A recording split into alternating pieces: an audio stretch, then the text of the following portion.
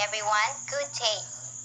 By the way, I am Genevieve T. Abelia and today I will be discussing the topic under the teacher and the community, school culture, and organizational leadership. So, the Unit 1 entitled Introduction to Society, Community, and Education. So, before going further, let's tackle first some basic concepts that need to be defined. First concept is the society. The term society came from the Latin word societas, which in turn was derived from the noun socius, which means companionship or friendship. The other words, comrade, friend, and ally, adjectival from socialis. It is used to describe a bond of interaction between parties that are friendly or at least civil. So, a society is a group of individuals involved in persistent social interaction or a large social group sharing the same spatial or a social territory, typically subject to the same political authority and dominant cultural expectations. So, here are the two primary components of a society. It's the culture and its social structure. So, a society is a population of humans characterized by patterns of relationships between individuals that may have distinctive culture and institutions, or more broadly, an economic, social, and industrial infrastructure in which a varied multitude of people part. The members of society may be different ethnic groups. So, there are some definitions of the term society and that are given below. So according to Horton and Hunt, a society is relatively independent, self-perpetuating human group which occupies a territory, shares a culture, and has most of its associations within the group. And according to Malcover and Page, society is a system of usages and procedures, authority and mutual aid of many groupings and divisions, and then of human behavior and liberties. And so, according to Professor Geddings, society is the union itself, the organization, the sum of formal relations in which association, individual are bound together. So, the term society is most fundamental to sociology. We can define society as a group of people who share a common culture, occupy a particular territorial area, and feel themselves to constitute a unified and distinct entity. It is the mutual interactions and interrelations of individuals and groups. Finally, we can say that society is the network of social interaction in and through which we live. So that's it for the concept of society. And now let's move to the concept of community. So what is community? The English language word community derives from the Old French communite, currently communauté, which comes from the Latin communitas or community, public spirit from Latin communis or common. So probably a community is a small or large social unit, a group of living things who have something in common such as norms, religion, values, or identity. Communities often share a sense of place that is situated in a given geographical area, such as country, village, town, or neighborhood, or individual space through communication platforms. It is a social group sharing an environment, normally with shared interest. In human communities, intent, belief, resources, preferences, needs, risks, and a number of other conditions may be present and common affecting the identity of the participants and their degrees of cohesiveness. Basically, a community is a group of people living in the same place or having a particular characteristic in common such as norms, religion, values, or identity. So, it is a group of people who share the same things such as where they live, work, and play.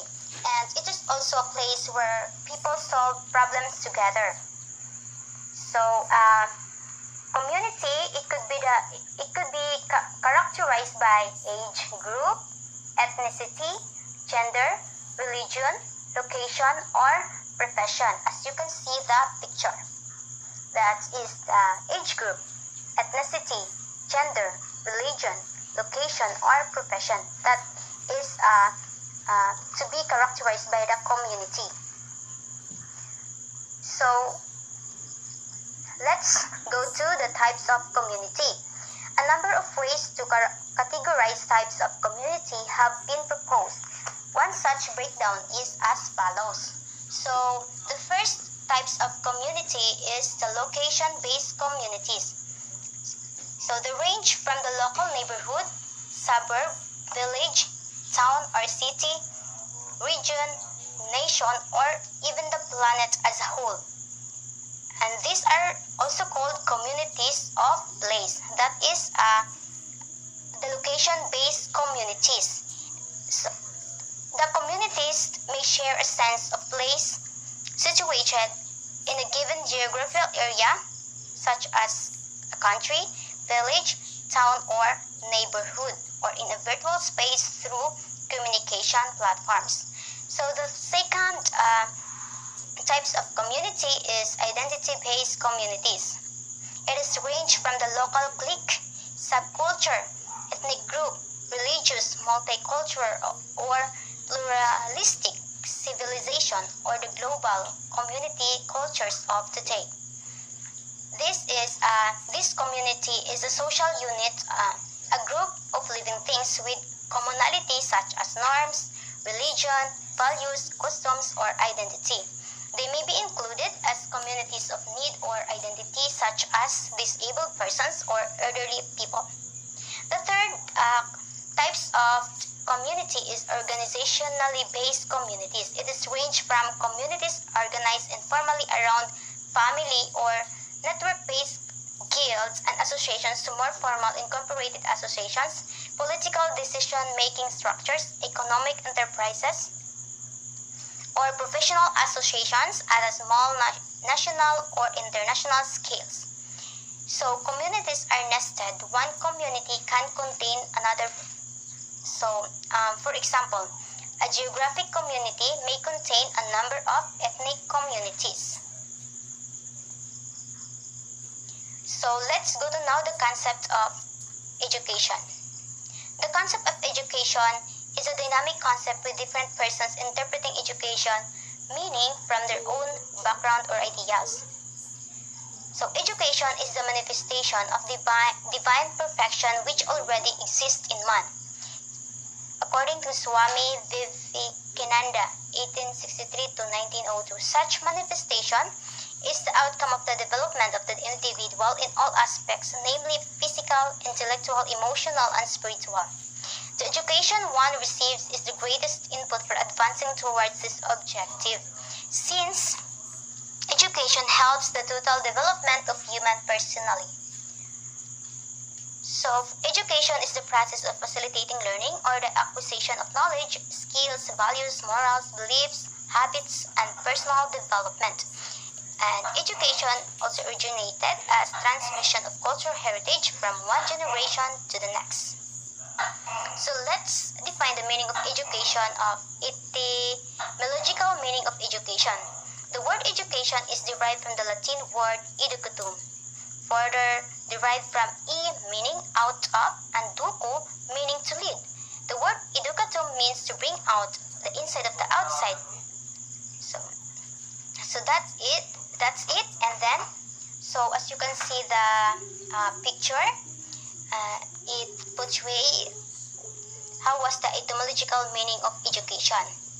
So education also comes from the Latin words educare, meaning to bring out, and educere, meaning improvement, enhancement, and progress. So now let's go to education as per different thinkers. So according to Aristotle, education meaning as per Aristotle, education is the creation of a sound mind in a sound body.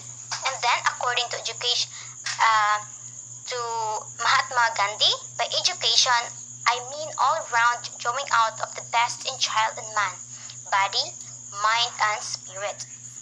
And so, according to John Adams, his education meaning is it is a bipolar process where one personality acts upon another in order to modify the development of the other. So that's their point of view of education. So now let's proceed the nature of education. So the nature of education is a tripolar process where a teacher, thought, and social environment act and react with one another. It is a lifelong process. It is a process of individual development. It is both theoretical and practical. It is a science as well as art. It is an instrument that is used to attain a better life. Education is essentially a process of growth and development which goes on throughout life, and that education is the modification of behavior. And now the scope of education. What is the scope of education? It is as vast as life itself. There is no aspect or dimension of life which is not covered under education. In fact, all education is life and all life is education. Education is a lifelong process. Education is formal, non-formal, and informal. Likewise, agencies of education are formal, non-formal, and informal. So one learns from every source always.